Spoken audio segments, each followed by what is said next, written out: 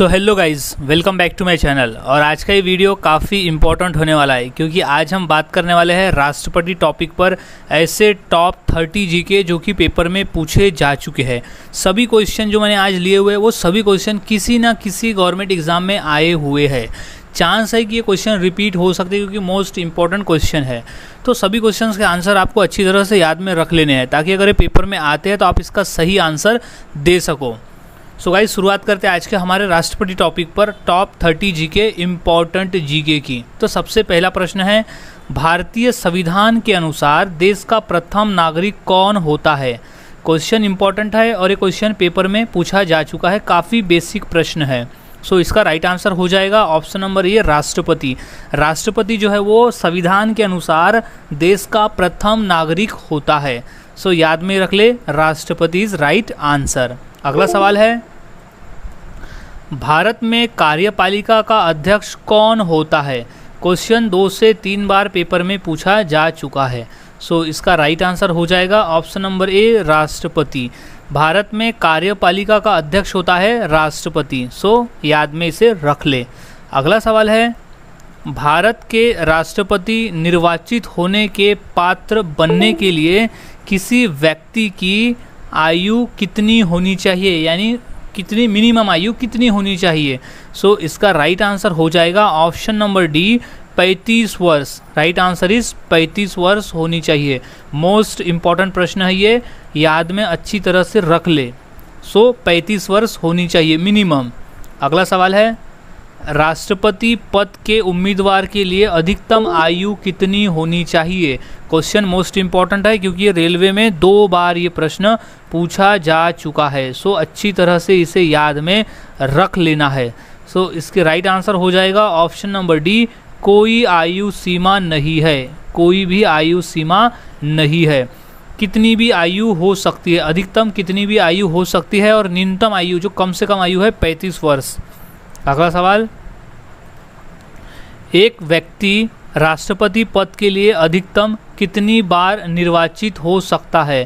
Question important है और ये क्वेश्चन कई बार पेपर में पूछा जा चुका है। सो इसकी राइट आंसर हो जाएगा ऑप्शन नंबर डी, कोई सीमा नहीं है। राष्ट्रपति वह कितनी बार भी बन सकता है, एक व्यक्ति राष्ट्रपति कितने बार भी बन सकता है, उसकी कोई समय सीमा नहीं है। अगला सवाल है, राष्ट्रपति का निर्वाचन किस प्रकार से होता है। राष्ट्रपति का निर्वाचन किस प्रकार से होता है। सो इसका राइट आंसर हो जाएगा ऑप्शन नंबर बी, अप्रत्यक्ष रूप से, यानी इनडायरेक्टली होता है। अप्रत्यक्ष रूप से राष्ट्रपति का निर्वाचन होता है।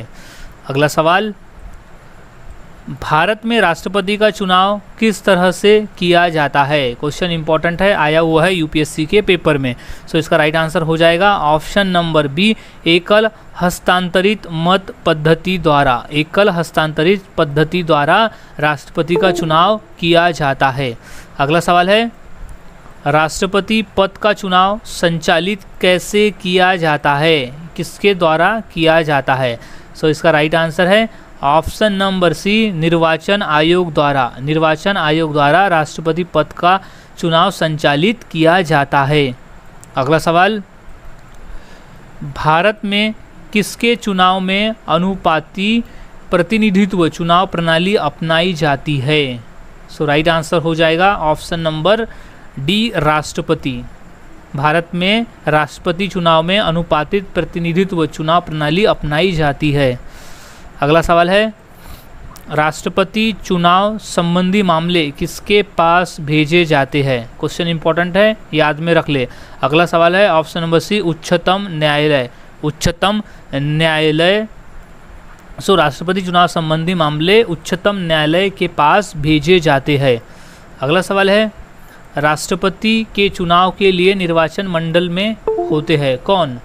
सो इसका राइट आंसर हो जाएगा ऑप्शन नंबर बी, संसद के दोनों सदनों तथा विधानसभाओं के निर्वाचित सदस्य। अगला सवाल, भारत के राष्ट्रपति को उसके पद से हटाया जा सकता है, किसके द्वारा हटाया जा सकता है। सो राइट आंसर हो जाएगा ऑप्शन नंबर डी, संसद द्वारा। संसद द्वारा हटाया जा सकता है। अगला सवाल है, राष्ट्रपति पद के उम्मीदवारों को चुनाव प्रचार हेतु कितना समय मिलता है? क्वेश्चन इंपॉर्टेंट है, क्वेश्चन आया हुआ यूपीएससी के पेपर में। सो इसका राइट आंसर हो जाएगा ऑप्शन नंबर बी, 2 सप्ताह। राष्ट्रपति पद के उम्मीदवारों को चुनाव प्रचार हेतु 2 सप्ताह का वक्त मिलता है। सो राइट आंसर इज 2 सप्ताह। अगला सवाल है, राष्ट्रपति को हटाया जा सकता है, किस तरह से हटाया जा सकता है? सो इसका राइट आंसर हो जाएगा ऑप्शन नंबर डी, महाभियोग द्वारा। महाभियोग द्वारा हटाया जा सकता है। अगला सवाल है, भारत में राष्ट्रपति चुना जाता है, कैसे चुना जाता है? सो इसका राइट आंसर हो जाएगा ऑप्शन नंबर डी, निर्वाचित सांसदों व विधानसभा सदस्यों द्वारा राष्ट्रपति को चुना जाता है।